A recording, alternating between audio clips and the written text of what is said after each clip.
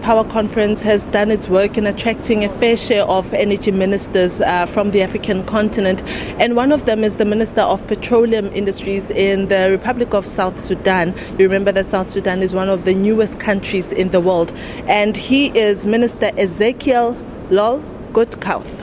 I hope I said that right. Minister Ezekiel Lol Goodkouth is the Minister of Petroleum of the Republic of South Sudan, and he joins me on this last day of the conference to find out about what has been happening in his country and if this conference has been any useful to him. Minister, thank you very much for making time to speak to us. I have read that your portfolio is making up most of the economy, or is responsible for the largest share of the economy. However, there has been, of course, a whole lot of civil war that has been taking place in South Sudan.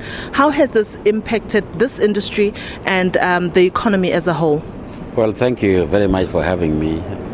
It has been very difficult for the producers, most of the producing countries, because of the low prices in the oil. We have been hit very hard. But now, thank God, we have been really seeing an increase in the oil prices in the global market, thanks to the OPEC and non-OPEC countries cooperating together to maintain stability in the prices in the market. In South Sudan, we have been working very hard. We are producing in two blocks now. One block, 3 and 7, is producing 135,000 barrels a day, and the other one is producing 20,000 barrels a day, block 1, 2, and 4.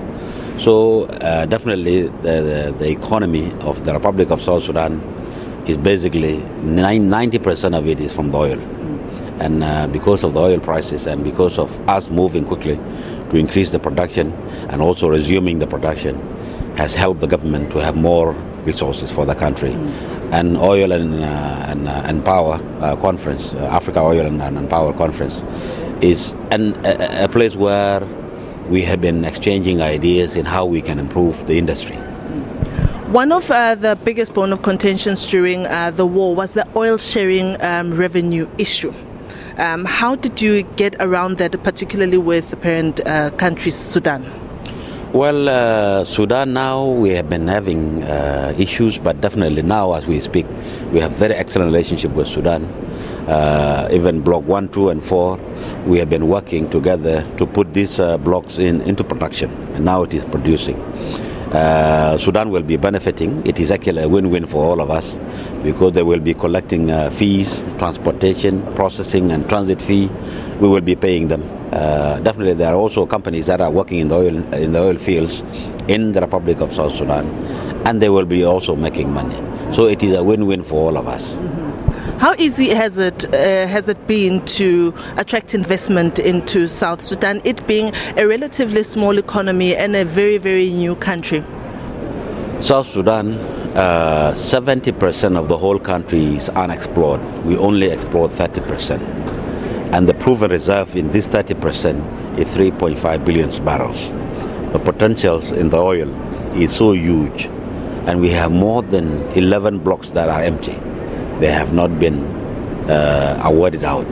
So for us, we are asking all the investors to come and invest in the Republic of South Sudan because the potential is there. The issue of security, we have decided to designate a force to provide security for all the oil installations and operation in the Republic of South Sudan. We have a force that is called Oil Protection Force.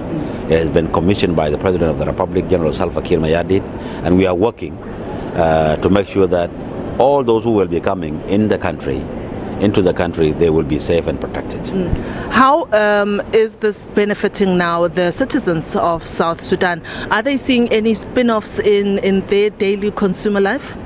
Definitely. For us, we are working for the people. And that is why this oil belongs to them. It doesn't belong to the government. It belongs to the people of the Republic of South Sudan. We are producing it for them. And this one will be translated into projects.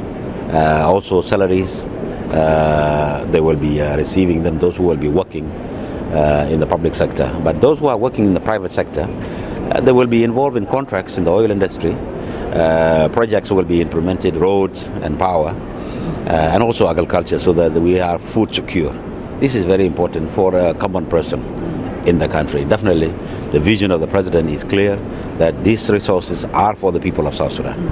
I know that one of your biggest mega plans for the future is to increase electrification from the current 1% to around 20% in 2020, which is not so long ago. How far are you with regards to that? Well, we will be teaming up with our friends from China, and that's why I came from China, from Beijing.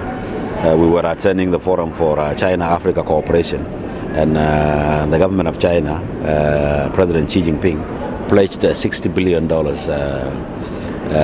money for projects. And this is going to be in 3 years. And for us, we will also be utilizing it. In South Sudan, we have decided to do only 2 projects, power and roads. And for us, if we are connected inside and also regionally, whether you are producing food or what, you need roads and you need power to transport it and also to make sure that it is preserved. For us, we will the paying back of any loan. We have the oil as a collateral. Any interesting deals signed during this 3-day conference?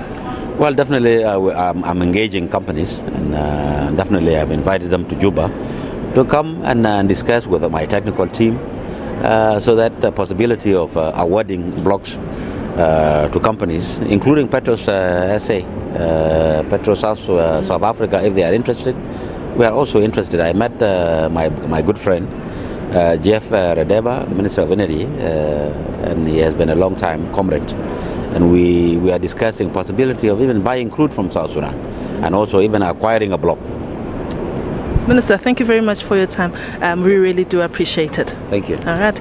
That was the Minister of Petroleum in South Sudan. He's been sharing with us their plans as a country. As you may already know, that South Sudan is a relatively new country in the world with a very, very weak economy at the moment. But 90% of their economy is laden upon the oil industry. In fact, the oil industry is making the economy boom. And he says that two of the most important things that they're focusing on is to make sure that is the oil industry and also to make sure that there's roads. He's talked about investment and that he's called on other countries and companies, oil companies, to come into the country and invest. And he says, in fact, that he has also asked our very own Petro SA through Minister Jeff Radebe to come to Juba to see if we can perhaps maybe buy crude oil from there, which we know it would probably alleviate a lot of issues when it comes to fuel prices that we're currently seeing or experiencing as motorists and consumers. And with that, that's all from me from Cape Town.